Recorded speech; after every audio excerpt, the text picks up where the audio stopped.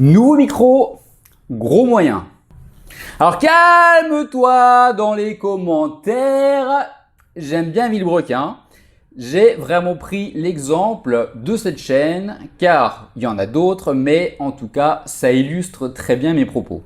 La chaîne Villebrequin, même si on s'en fout royalement de ce que c'est pour la vidéo, puisque le but c'est vraiment d'illustrer un propos qui est écrit dans le titre. Je suppose que tu as vu le titre si tu as cliqué. Si tu as cliqué, en tout cas c'est juste, je fais un truc grosso modo, calme-toi dans les commentaires d'eux.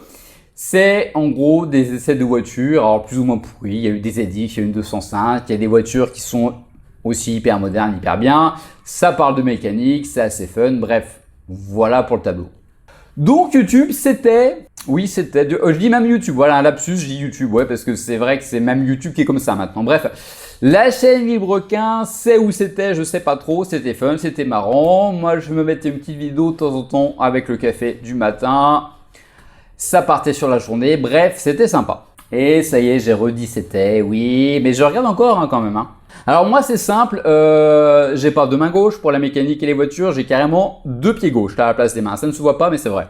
Donc en fait, j'apprenais des trucs, je me mettais ça, c'était drôle, c'était rythmé, c'était vraiment sympa. Par exemple, moi, je m'étais toujours demandé, étant petit, pour une voiture, en fait, parce que c'est vrai qu'on leur a mis 5 ou 6 vitesses pour économiser l'essence, par exemple, pourquoi on n'en met pas 7 ou 8? Parce que c'était économiser encore plus d'essence, du coup. Enfin bref, il y avait plein de petits trucs comme ça, j'apprenais plein de choses et c'était sympa. C'était bon le temps, ils faisaient des trucs qu'il appelait Vultech.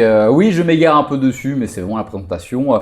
Les Vultech, c'était vraiment de la vulgarisation de mécanique, mais moi, ça me plaisait parce que c'était abordable, on va dire, pour mon niveau en mécanique, voilà, il y a le zéro, voilà, et il y a moi en niveau mécanique.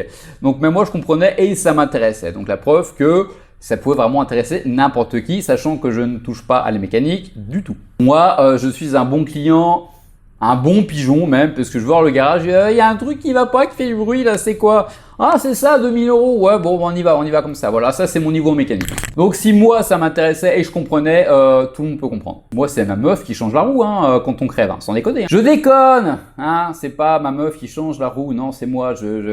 Non, parce qu'il y a des gens vraiment. Oui, d'ailleurs, au passage, en passant entre parenthèses, quand vous laissez un commentaire que vous regrettez, que vous l'effacez, je l'ai quand même, il apparaît.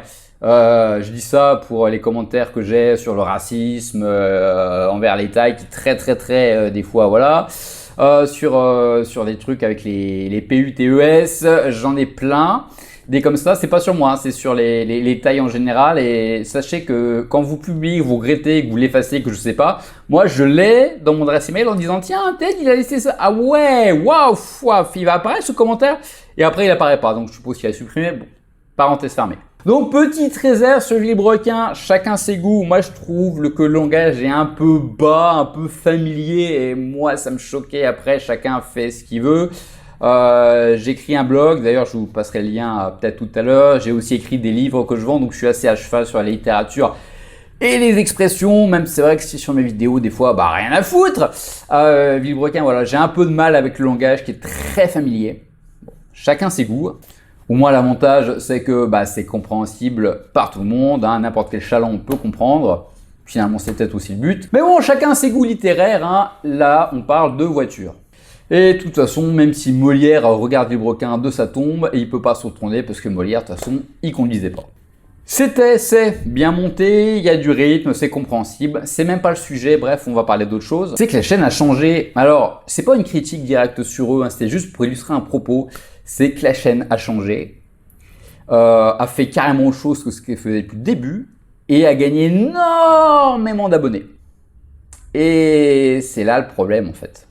Je rappelle que je n'ai rien contre eux, c'est vraiment un titre d'exemple. C'est le titre d'exemple d'une chaîne YouTube, c'est que mon avis, mais qui faisait quelque chose de très original. Ils ont commencé par faire des tests de ZX, de machin, très rigolo. T'apprenais des trucs sur les Vultech, sur la mécanique. Bref, c'est une chaîne qui avait un peu sa propre personnalité, entre guillemets, et qui depuis le début de l'année, voire même un peu avant, a carrément perdu tout ça.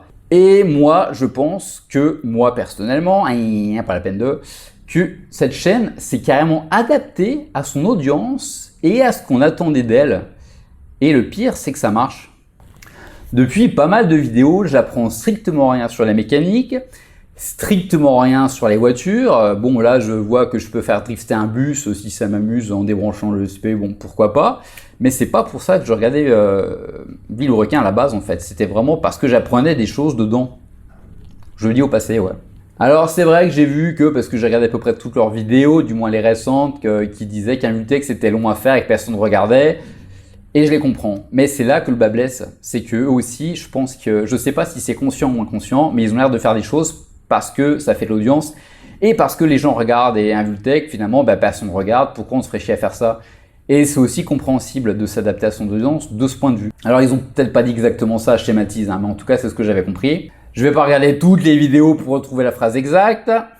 Mais d'ailleurs, si tu connais la phrase exacte, laisse dans les commentaires.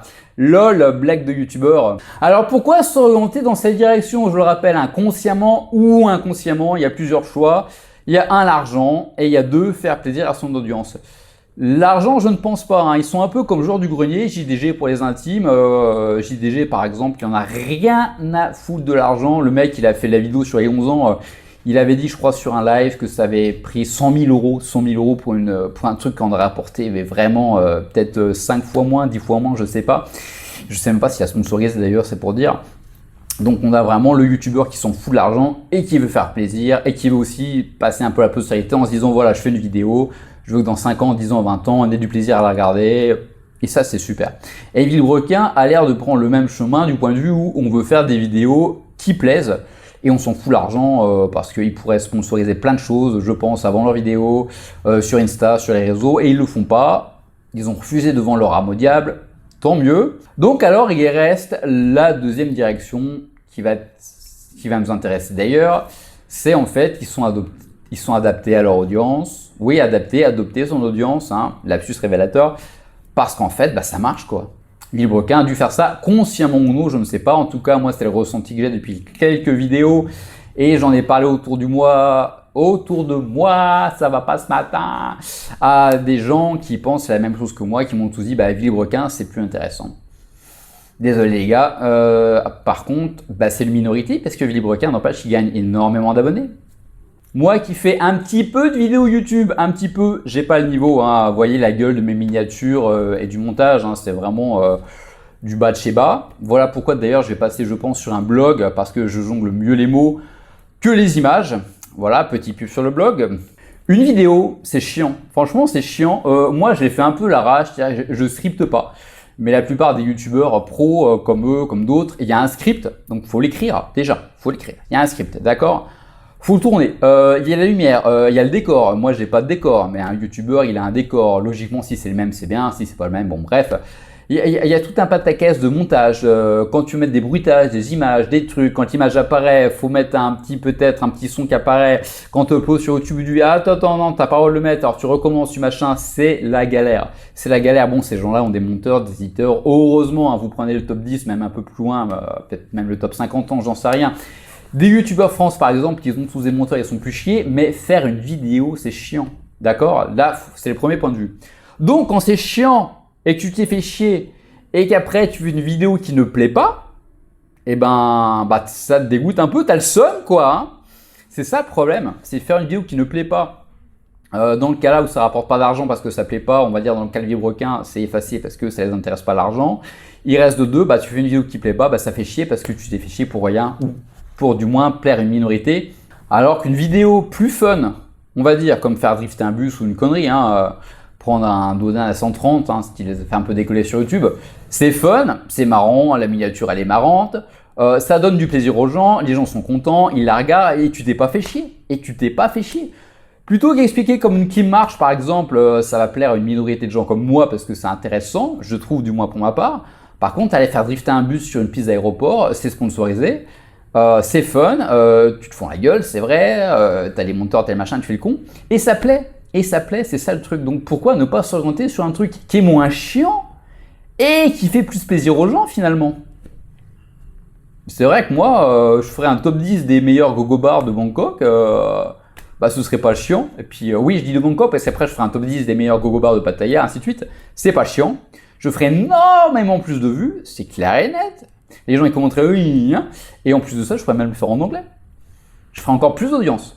Ça m'intéresse pas. Par contre, c'est tentant. C'est tentant de dire que par exemple, je fais une vidéo sur Cooper qui fait pas de vues parce que ça intéresse personne. Pourquoi pas? Pourtant, faut se faire chier. Parce qu'il faut aller sur Cooper, faut voir, faut l'utiliser. Bon, j'ai pas fait Cooper pour les vidéos, et honnêtement, je l'avais pris pour moi, donc ça m'a pas dérangé, mais c'est chiant. C'est chiant et ça fait pas de vues. Et que tu vas faire une interview d'un mec, par exemple, ça prend rien niveau montage, t'as pas de bruitage, t'as rien, t'as pas de problème de droit, t'as pas de musique. Et ça plaît plus. Donc, ça peut être compréhensible. Non, vous aurez pas de top 10 Gogo Bar Bangkok. Hein. Peut-être un jour, vraiment, si j'ai 5 minutes, mais j'en vois pas l'intérêt. Je pourrais le faire, hein, mais j'en vois pas l'intérêt. Et pourtant, ça ferait des vues et ça me prendrait pas le temps. Franchement, je ferais un top 10. Toutes les images sont disponibles sur Google, je ferais ça, je parlerais en voix off, ce serait facile à faire. Je ferais des vues, mais où est l'intérêt, quoi? Mais revenons à nos moutons, donc Villebrequin, autre chose. Moins de travail, plus de vues. Que demande le peuple? Que demande le peuple? Déjà, les fans de la première heure comme moi ou d'autres autour de moi, qu'est-ce qu'on en fait? Rien, ils sont minoritaires de toute façon.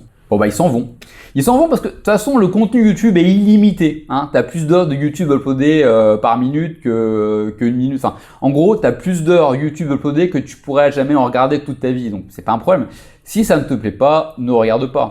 Voilà pourquoi je comprends pas aussi les gens qui mettent des commentaires un peu à la con en mode si ça te plaît pas, regarde pas finalement. Après, le deuxième point, c'est que la minorité comme moi peut rester parce qu'elle s'est attachée aux deux personnages, qu'elle a aussi ses habitudes, que YouTube va lui proposer les vidéos parce qu'il sait qu'il regarde. Et finalement, par habitude, le niveau peut baisser, on va toujours regarder parce qu'on se dit, finalement, allez, on les connaît. Bon. Voilà pourquoi il y a plein de chaînes sans grand intérêt comme Rire Jaune ou Squeezie qui marchent, hein, parce que, déjà, c'est plus des gamins qui regardent. Mais je pense que c'est par habitude, c'est juste par habitude parce que l'intérêt de leur chaîne, y a rien, quoi, c'est vide, c'est carrément vide, quoi. Il est beau le cercle vertueux, là. Plus de vues, plus d'argent. Plus d'argent, mais les Villebrequin s'en fout. D'accord? Plus de sponsors, parce que les sponsoring, ils disent tiens, ça fait pas mal de vues, on va vous sponsoriser. Ils s'en foutent, mais c'est quand même intéressant d'avoir des propositions. On sait jamais, il y a des propositions qui peuvent être intéressantes pour d'autres vidéos qui vont se passer. Donc plus de vues, plus d'argent, plus de likes, plus de fame, hein, t'es plus connu, t'es plus célèbre, les gens sont plus contents de ce que tu fais. Où est le mal finalement à donner ce que les gens veulent? C'est vrai? Où est le mal? C'est positif de partout. Et la toute petite minorité des gens comme moi qui regardaient un peu pour apprendre un peu la mécanique, un peu des trucs, un peu les différents pneus, comment ça marche un freinage, bref. On s'en fout parce que quelque part, pour perdre cette minorité qui est mini, on en gagne tellement à côté des viewers qu'à un moment on se dit pourquoi pas en perdre quelques-uns si c'est pour en gagner beaucoup plus à côté, c'est ce que les gens veulent, pourquoi ne pas leur donner? Et le cercle vertueux il est là, quoi. Y a-t-il une seule chose négative à faire ce que les gens veulent finalement? Et à faire ce qu'ils attendent de toi sur YouTube? Il y en a une. Il y en a une. Alors je développe ça mieux dans mon blog, je fais un peu de pub, mais bref. Le truc, c'est que la masse s'intéresse au divertissement, aux trucs faciles, aux trucs regardables, aux trucs drôles, d'accord? Ne culpabilisez pas, de toute façon, notre cerveau est fait comme ça, il préfère la récréation au cours, il préfère se reposer, c'est comme ça, il est programmé pour. Bref, divertir, c'est séduire. Et donc le seul mal que je pourrais trouver à suivre les tendances comme ça de divertissement de grand public, c'est que le niveau de YouTube, il baisse, et il baisse carrément, quoi. Parce que les gens s'adaptent à ce que l'audience veut. C'est vrai qu'un Vultec c'était chiant à faire, parler de mécanique c'était chiant et ça faisait moins d'audience, et ça fait plus d'audience de faire le con en bus par exemple sur un PS aéroport en faisant drifter, et c'est compréhensible, les gens recherchent plus ça, mais le problème c'est que tu donnes ce que les gens veulent du divertissement, donc tu fais baisser le niveau de YouTube. Et c'est la tendance de YouTube en ce moment, c'est que ça baisse, parce que faire baisser le niveau, ça plaît malheureusement. Donc le niveau intellectuel de YouTube baisse, mécaniquement. Les gens sont plus contents parce que ça fait du contenu à leur niveau, je parle de la masse, donc finalement tout le monde s'y retrouve. YouTube est content parce que du coup il y a des gens qui vont regarder plus longtemps, plus de vidéos, et donc lui il peut mettre plus de publicité et donc il fait plus d'argent. Voilà, Google est content, Google, YouTube c'est Google, Google c'est YouTube. Et comme je dis, le seul problème, c'est que YouTube, par l'intermédiaire d'un système qui veut de l'audience, qui veut de la pub, et avec des YouTubeurs qui cherchent pas forcément l'argent, mais de la fame, de la célébrité, et à plaire au plus grand nombre possible parce que ça leur plaît de faire l'audience, et c'est compréhensible, le niveau de YouTube baisse. Voilà.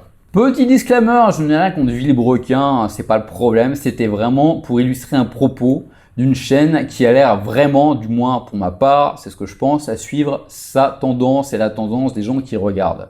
Pourquoi pas. De deux, je suis pas vraiment à l'aise avec le montage vidéo, les trucs, c'est chiant, et moi je serai jamais un grand youtubeur, surtout en parlant de sujets comme ça en français. Bref, j'ai commencé en plus sur la Thaïlande. Je suis plus à l'aise avec mes mots, donc je sais pas si je vais pas ralentir un peu les vidéos. En tout cas, je vais faire un blog où je vais parler de choses que je ne peux pas parler en vidéo. Ça va être philosophique, ça va être sur l'argent, ça va être sur la mort aussi. J'ai fait un article. Ça va être vraiment là-dessus. Là-dessus, l'article Vilebrequin est plus détaillé là-dessus. Et je trouve ça plus intéressant pour échanger. Après, ça va plaire à une autre audience, une autre cible, mais je trouve ça plus intéressant parce que les mots, ils sont un peu plus réfléchis et ils marquent plus. Je trouve les gens les visualisent, vont lire, vont regarder, vont digérer. C'est plus intéressant. Ça fera évidemment moins de vues, quoique. Mais en tout cas, ça m'intéresse. Donc, je vais mettre dans le lien. Je vais parler de beaucoup de choses. J'essaierai de faire un article par jour sur plein de trucs. Ça va être vraiment, j'en ai un là en cours aussi sur les vendeurs de formation que j'ai rencontrés ici. Les mecs, à part vendre du rêve et arnaquer les gens, ils font que ça. Ouais, ils me l'ont dit de leur propre bouche. Ouais, je pense qu'ils savaient pas que j'avais un minimum d'audience.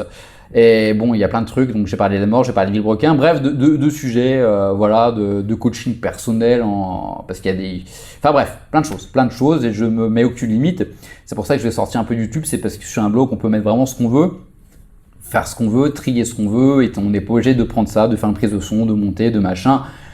Voilà. Voilà, c'est tout. Écoutez, comme je dis tous les dimanches, bon dimanche.